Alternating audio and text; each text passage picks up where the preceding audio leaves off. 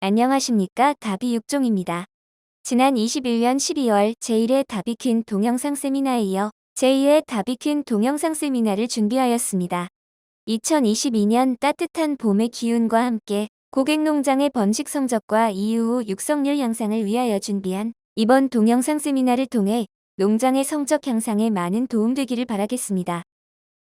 이번 세미나는 현장 전문가에게 듣는 점프업 1530 스토리 두 번째 이야기 라는 주제로 총 3일에 걸쳐 진행하게 됩니다. 양돈 전문 수의사와 다비육종의 각 분야 전문가들에게 번식 성적 향상 우수 농장 사례 그리고 이후 육성률 향상에 대한 이야기를 들어보는 시간을 갖도록 하겠습니다. 세미나 도중 궁금하신 점에 대해서는 채팅창에 남겨주시면 추후에 답변을 드리도록 하겠습니다. 그럼 지금부터 다비퀸 동영상 세미나를 시작하겠습니다. 오늘 1일차 첫 강의는 다산성 모돈의 총산 최대화 방법이라는 주제로 도하 SPC 동물병원 신준재 원장께서 발표를 진행해 주시겠습니다. 안녕하세요. 도하동물병원 신준재입니다. 다산성 모돈이 도입되면서 총산에 대한 기대감이 많이 높아졌는데요. 실제적으로 총산이 꾸준히 올라 평균 15도 이상의 농장이 있는 반면에 12도도 나오지 않거나 또 그 이하의 농장도 같이 존재합니다. 같은 종돈장에 같은 유전자의 후보돈임에도 불구하고 이런 차이는 나타나는데요. 그렇다면 이 차이는 어디서 오는지 이번 시간을 통해 여러 가지 관점에서 단계별로 같이 고민해 보도록 하겠습니다. 다산성 모돈의 도입은 이미 꽤 오래전부터 시작이 되었는데요. 여러 국내 종돈 회사의 핵동군으로 순종이 수입되고 GP의 모돈 라인이 갱신이 되고 현재 PS 농장으로 분양되는 대부분의 후보돈은 다산성이라고 할 수 있습니다. 다산성 모돈이라고 해서 아주 크게 다르다고 보긴 어렵지만 나름의 차이를 살펴보도록 하겠습니다. 국내에 도입된 다산성 모돈들은 유럽과 북미 업체가 대부분을 차지하는데요. 차이점은 산자수가 높고 그만큼의 포유 능력이 증가한 반면에 생시 체중과 연산성 부분에선 떨어지는 것으로 해석을 합니다. 그도 그럴 것이 산자수가 많은 만큼 자돈들이 가져가는 영양소가 분산되기 때문이기도 하고 그로 인해 모돈의 채손실이 많을 수밖에 없다는 것인데요. 때문에 많은 두수의 자돈을 키우고 그러는 과정에서 버텨줄 수 있도록 해야 하기 때문에 다산성 모돈은 체형과 영양적인 부분에서 좀 더 강화된 관리가 필요하다고 보여집니다. 이 표는 도드람동물병원 김정희 수의사가 2014년에서 2015년 도드람의 전산 농가를 대상으로 뽑아낸 데이터인데요. 각각의 GP별로 분양된 후보돈의 일반 PS 농장의 초산차 평균에 대한 데이터입니다. A 종돈장에서 분양된 농장들의 평균 총산은 12.2두였고 가장 평균이 높은 농장은 13.6두, 평균이 낮은 농장은 11.2두로 2.4두의 차이를 보였습니다. I 종돈장의 경우 분양된 PS 농장에서의 평균값은 그리 높지는 않았지만 최대와 최소, 초산차 총산의 평균은 3두의 차이를 나타내었습니다. 따라서 유전 능력 외의 요소에서 큰 변수가 있고 후보돈을 어떻게 관리하느냐에 따라 차이가 발생한다는 것을 알 수 있습니다. 또 한 가지를 보면 전산 농가 중에서 상위권 농장의 경우 초산차 총산과 더불어 산차 전체의 평균 총산 또한 높은 반면 하위 농장의 경우 초산차 평균과 산차 전체의 평균 총산이 낮게 그리고 수평적으로 움직이는 것을 볼 수 있습니다. 이는 후보돈에서만의 관리뿐 아니라 그 이후의 관리 또한 병행이 되어야 함을 보여줍니다. 이제 여러 종돈회사의 후보돈에 대한 초급의 기준에 대하여 살펴보도록 할 텐데요. 종돈회사에서 얘기하는 후보돈의 기준은 일반적으로 체중, 등지방, 일령, 초발정부터의 발정의 횟수 등이 포함이 되어 있습니다. PIC의 경우 체중 136에서 158kg를 만족할 경우 203일부터 그와 더불어 두 번째 이상 발정인데요. 이는 단순히 한 가지만의 조건을 만족하면 된다는 얘기가 절대 아닙니다. 동시에 여러 가지를 고려해야 한다는 것인데요. 예를 들어 241령에 130kg라면 일령 조건이 맞더라도 좀 더 체형 조건을 만들어야 한다는 것이고 체중 135kg 이상, 발정 횟수가 2회째 이상일 경우 203일령이 지났다면 교배가 가능하다는 것입니다. 또 체중이 135에서 158kg라도 범위를 두는 부분은 너무 커져버리는 상황에서의 또 다른 문제점이 있음을 이야기합니다. 유럽의 토픽의 기준입니다. 체중, 연령, 발정 횟수와 더불어 등지방의 범위가 있습니다. 저발달 후보돈과 고발달 후보돈이 또 나와 있는 지표인데요. 저발달 후보돈의 경우 사료 섭취량과 연산성 부분에 취약한 점을 들었고, 고발달 후보돈의 경우 그만큼의 요구 에너지 증가와 체중 증가에 따른 지제사고의 위험성, 또 그로 인한 연산성의 감소, 사료효율 감소 부분을 주의사항으로 포함시켰습니다. 체중과 등지방, 그리고 연령 모두가 복합적으로 후보돈의 초급의 기준으로서 여러 가지 문제점들과 연관됨을 알 수 있습니다. 유럽 덴브레드의 초급의 기준입니다. 연령, 체중, 등지방, 발정 횟수에 비슷한 조건을 제시합니다. 초발정 교배 시 산자수 1.5두가 감소한다는 것이 포함되어 있는데요. 이는 초발정 시에 배란되는 난자수가 적기 때문입니다. 대부분의 초교배 목표 기준은 총산의 부분과 더불어 연산성과 경제적인 효율성이 다 같이 포함되어 있다고 볼 수 있습니다. 국내 다비 6종의 초교배 기준입니다. 역시 연령, 체중, 등지방, 발정 횟수의 기준을 제시하였습니다. 하지만 앞서 말씀드린 외국 종돈 회사의 부분보다는 후보돈 초교배의 시기가 약간 후기로 설정되었는데요. 한국의 양돈장 전반적인 요건을 고려하여 분만사 환경의 한계에서 오는 최손실, 그로 인한 연산성 부분을 고려하지 않았을까라는 생각이 듭니다. 앞서 여러 종돈회사의 초정부에 대한 조건들을 살펴보았는데요. 그럼 왜 이러한 조건들이 어떤 목적에 의해 제시되었는지 하나씩 살펴보도록 하겠습니다. 등지방과 체중, 연령과 발정 횟수에 대해 말씀드렸는데요. 체형과 생리적 요건으로 분류를 해보았습니다. 이렇게 분리한 것은 쉽게 이해하고 다가가기 위해 제가 임의로 분리한 것임을 강조드리고요. 네 가지의 조건 모두 중요하며 서로 상호 연관관계가 분명히 있음을 미리 말씀드립니다. 우선 등지방부터 살펴보도록 하겠습니다. 등지방 수치 하나로만 볼 때 모돈의 번식 능력에 영향을 미친다는 설득력 있는 증거는 없습니다. 낮은 수준의 등지방을 가진 모돈임에도 불구하고 매 산차마다 좋은 성적을 보이는 경우가 있다는 걸 등지방을 측정하여 모니터링하는 농장에선 많이 경험할 수 있는 부분인데요. 최근 데이터에 따르면 모돈 생산성에 영향을 미치는 데 있어 단백질량이 지방량보다 더 중요하고 지방량과 단백질량 사이에는 높은 상관관계가 있기 때문에 등지방의 측정은 모돈의 단백질 상태에 대한 대략적인 추정치로 사용할 수 있다는 부분입니다. 모돈은 임신과 분만 그리고 포유를 반복하기 때문에 균형이 한번 흐트러지면 회복할 수 있는 타이밍이 매우 적습니다. 따라서 앞으로 분만과 포유를 반복해야 하는 후보돈에서의 어느 정도 이상의 바디 조건을 만족한 상태에서 시작을 해주는 것이 좋습니다. 이것은 연산성과 매우 관련 있는 부분입니다. 그리고 또 한 가지는 지방이 초발정의 시작에 있어 매우 중요한 역할을 한다는 것인데요. 돼지는 태어나서 골격 성장을 하고 그 다음에 근육 성장을 한 이후 지방이 축적되게 되는데 이렇게 축적된 어느 정도 이상의 지방으로부터 분비되는 렙틴이라는 호르몬에 의해 시상하부가 자극이 되면서 첫 발정이 시작됩니다. 따라서 어느 정도 이상의 지방 축적이 초발정의 시작에 있어 방아쇠 역할을 합니다. 등지방은 초발정에 있어 큰 연관성이 없지만 총산 자체와 연관되는 설득력 있는 근거는 없습니다. 즉 어느 범위에서 총산이 높을 것이다 라는 것이 변수가 너무 크다는 것입니다. 등지방은 단백질 상태에 대한 대략적인 추정치로 측정 누적하여 모돈의 반복적인 교배, 분만, 포유 과정을 모니터링하고 이를 참고로 사료 관리를 통해 각 단계별 모돈의 영양 상태를 맞추어 주는 데 큰 의미가 있다고 하겠습니다. 따라서 초정부 조건에서의 등지방은 연속적인 번식에 있어 후보돈의 밸런스의 시작점을 맞추는 데 정도의 초점을 두시면 되겠습니다. 그 다음 부분으로는 체중을 살펴보도록 하겠습니다. 체중은 연령, 등지방, 그리고 초발정 모두와 연관지어 보아야 하는데요. 성장 속도가 빠르면 적은 연령의 적정 체중 조건을 만족하게 되고요. 그와 더불어 지방도 빨리 축적되기 때문에 초발정이 일어나기 가능한 상태에 도달하는 연령도 빨라지게 됩니다. 그래서 체중은 성장 속도와 더 연관지어 생각해야 됩니다. 따라서 적정 체중에 도달하고 발정 횟수가 2회 이상이 된다면 일령은 크게 고려할 필요가 없게 되겠죠.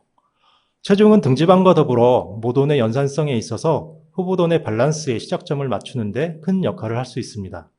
하지만 한 가지 더 짚고 넘어가야 할 부분은 너무 커져버리는 경우 그만큼의 후보돈 비생산일수와 사료비의 증가, 그리고 지제사고, 난산, 포유기간 동안의 사료 섭취량이 감소할 수 있다는 부분에서 적절한 시기, 즉 너무 커져버리기 전에 초교배 타이밍을 잡는 것이 더 중요합니다.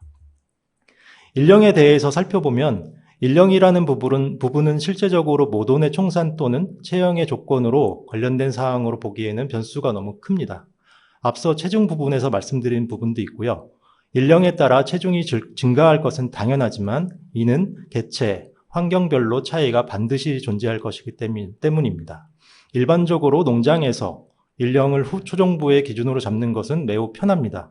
하지만 그 일령에서의 각각의 후보돈들 그리고 종돈장에 따른 후보돈들의 편차는 매우 클 수 있습니다. 적정 일령에 교배하기에 적정한 체형이 될 수 있도록 후보돈이 입식한 그날부터 관리하는 것이 중요하고 균일화를 시킬 수 있느냐가 더 중요합니다. 일령은 다른 조건들과 비교했을 때 초정부의 조건에 있어 크게 고려할 부분은 아닙니다. 그 다음으로 발정 횟수에 대해 살펴보면 결론적으로 첫 발정을 피하면 됩니다.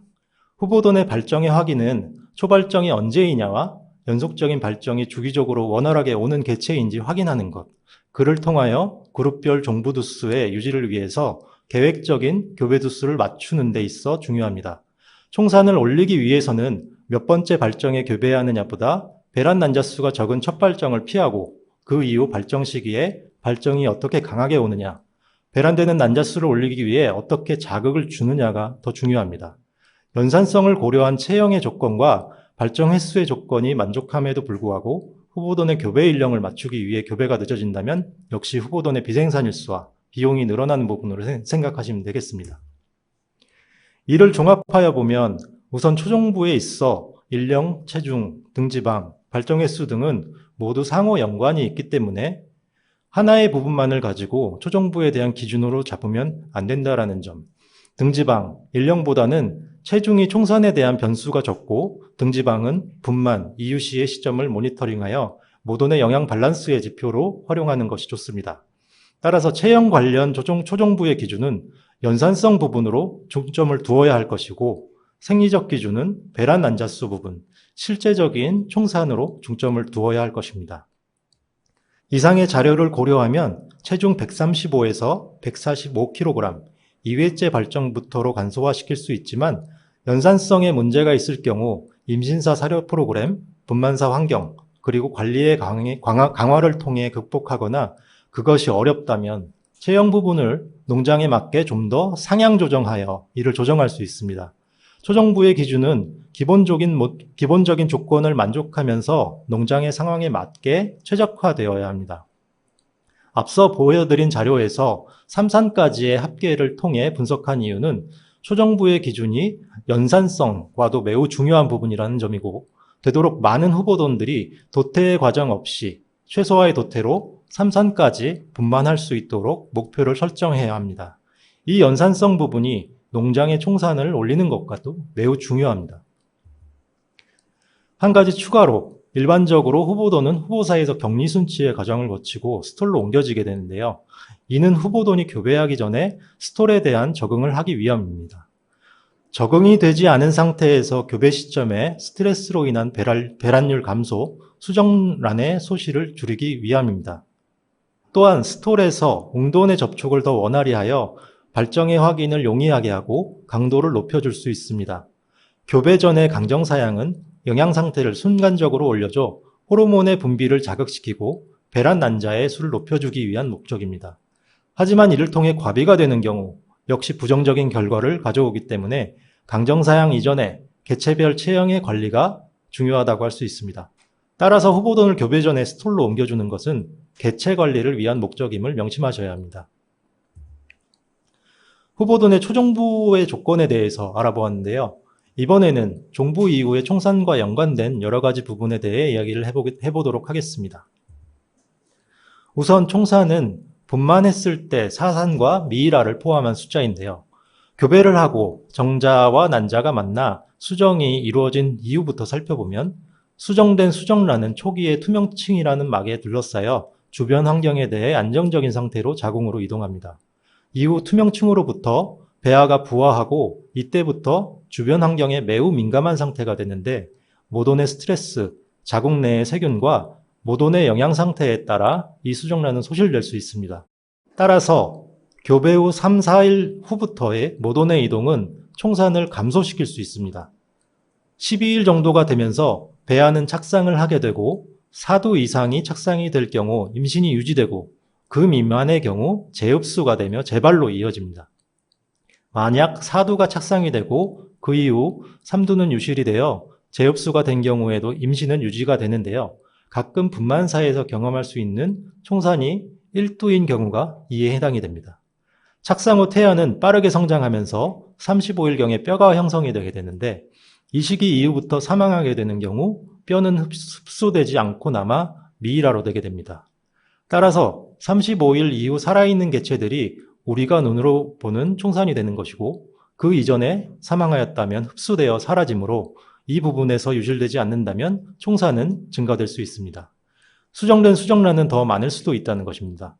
따라서 우리 눈에 보이지 않는 임신 35일 뼈 형성 이전의 시기에 대해 좀 더 보완한다면 총산은 늘어날 것입니다. 앞서 설명한 과정은 재발의 형태와 연관이 되기도 합니다. 교배일로부터 재발이 며칠 후에 일어나느냐에 따라 구분을 할 수 있는데요. 교배일로부터 발정주기 21일 전후인 18일에서 24일경에 재발이 온다면 이는 규칙 재발이라고 하며 수정 자체가 되지 않은 것입니다.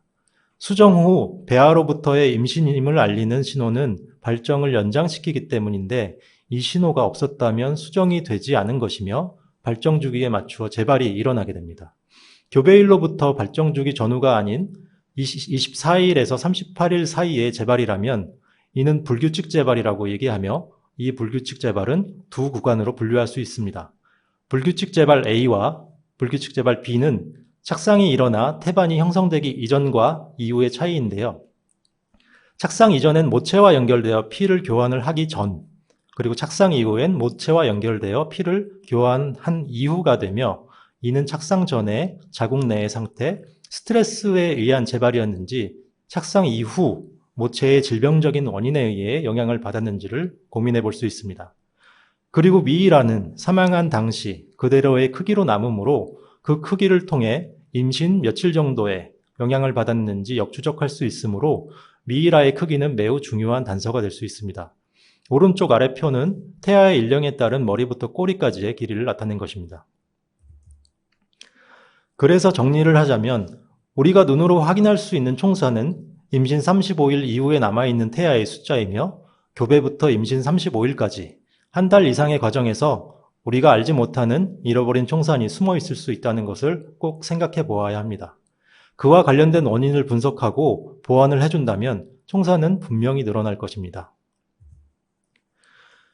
교배의 과정에서 한 가지 더 살펴보아야 하는 부분은 배란과 관련된 부분입니다. 배란은 여러 가지 호르몬의 단계적인 분비와 상호관계에 의해 진행이 됩니다.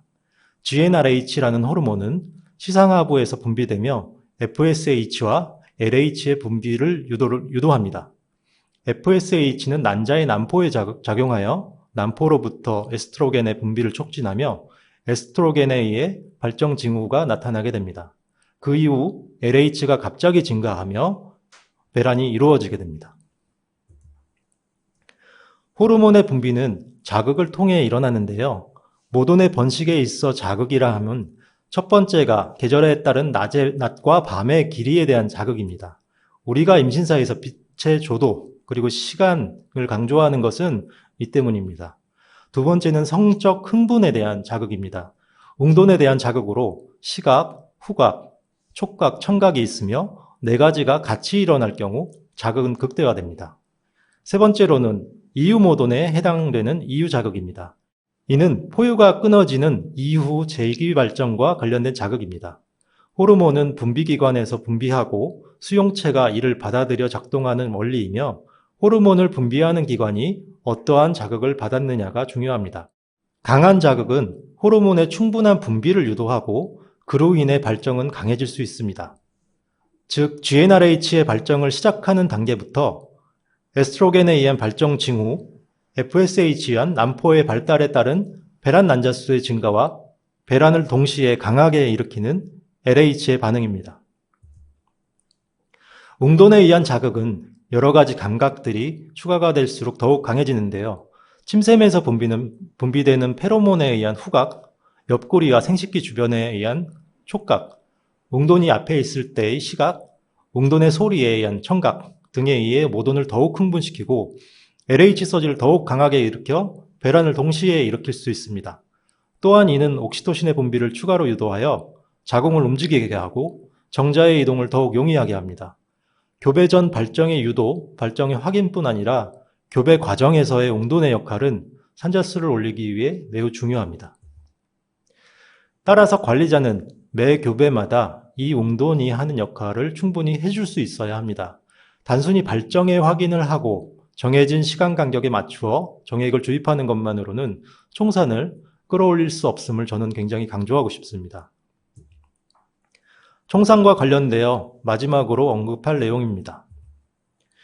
도태와 관련된 사항인데요. 모돈의 도태 원인을 짚어보면 여러 가지가 있을 수 있습니다. 사고에 의한 도태가 있을 수 있고 여러 가지 성적과 관련하여 농장 나름의 기준을 정하여 하는 도태로 크게 나눌 수 있습니다. 도태가 총산과 관련하여 어떤 연관이 있냐 하시는 분도 있겠지만 앞서 후보돈 초정부 기준에 대한 관리가 이것과 연결되는 부분입니다. 후보돈 초정부의 기준이 단순히 일산차 총산 부분에만 국한된 것이 절대 아니라는 것입니다. 초정부의 조건 부분에서 3산까지의 누적치를 통해 설명드린 것은 결국 연산성 부분을 강화하여 최대한 많은 후보돈들의 사고에 의한 도태를 줄이고 이는 농장의 선별 도태를 통해 더 좋은 모돈을 남길 수 있는 범위를 넓히기 위함입니다. 이 넓혀진 범위에서 번식장애, 포유 능력, 총산, 성격, 습관적인 사산 등의 기록을 통해 성적에 영향을 줄 수 있는 도태할 모돈을 선별해야 합니다. 도태 기준의 설정의 예시인데요. 도태 기준의 설정은 크게 번식장애, 포유 능력, 총산, 노산 성격 등이며 기준은 농장에서 나름 정해야 하기는 하지만 성적이 오르고 관리의 수준이 높아질수록 그 기준은 더욱 엄격해집니다. 여러 가지 문제가 있는 모돈들이 그냥 느낌상 다음 성적이 좋을 것이라는 기대, 단순히 분만 복수를 늘리기 위한 목적으로 농장에 남아있다면 농장의 총산은 절대 오를 수 없습니다. 오히려 비생산일수가 증가하고 사료만 먹게 되는 모돈들이 늘어날 뿐입니다. 또한 이 후보돈들이 잘못 관리되어 사고에 의해 도태 비율이 높아진다면 더욱 능력을 발휘할 수 있는 모돈군의 구성이 어려워지게 됩니다. 농장은 후보돈부터 채워집니다. 시간이 지나고 산차가 높아지면서 산차가 구성됩니다. 오른쪽 아래의 그래프는 평균 총산 15도 이상의 농장인데요. 산차별 평균 총산을 보시면 3산차 이후 모돈들의 총산이 15도 이상으로 유지됩니다. 임신, 분만, 포유의 과정을 반복하는 모돈은 단순히 초정부를 며칠령에 하느냐가 중요한 것이 아니라 후보돈에 도입된 순간부터 어떻게 관리해서 첫 시작을 어떻게 할 것인지 그리고 어떤 좋은 개체들로만 끌고 나갈 것인지를 체계적으로 관리하여 전체적인 농장 모돈 구성의 흐름과 목적을 생각하여야 합니다. 우리가 얘기하는 총산은 농장 전체의 평균입니다. 높은 평균 총산은 후보돈의 관리로 시작되어 한 부분이라도 소홀히 한다면 결코 만들어질 수 없습니다. 이번 시간을 통하여 총산을 최대화할 수 있는 방법들에 대해 알아보았는데요. 강조하고 싶은 부분은 전체적인 흐름입니다. 그 흐름을 원활하게 하기 위해서는 모든 부분에서 서로 연관되는 여러 조건들이 만족해야 합니다. 지금까지 말씀드렸던 총산 부분이 좋아져도 그 다음은 많은 자돈들을 키워내야 하는 분만사에서의 관리, 이유체중의 감소에 대한 고민이 그 뒤를 따를 것입니다. 또 이유두수가 늘어나면 그만큼의 사육공간, 밀사에 대한 부분, 육성률에 대해서도 고민을 할 수밖에 없습니다. 앞으로 우리 양돈이 발전해 나아가야 할 길은 힘들겠지만 아무쪼록 이번 기회를 통해 많은 농장들이 총산에 대해서는 좀 더 쉽게 다가갈 수 있었으면 합니다. 이것으로 발표를 마치도록 하겠습니다. 경청해 주셔서 감사합니다. 이상으로 다비퀸 동영상 세미나 1일차 발표를 마치겠습니다. 끝까지 시청해주신 여러분께 감사드리며 내일은 2일차 강의로 효돈농장 번식 성적 우수 사례 발표가 있겠습니다. 내일도 많은 시청 부탁드립니다. 감사합니다.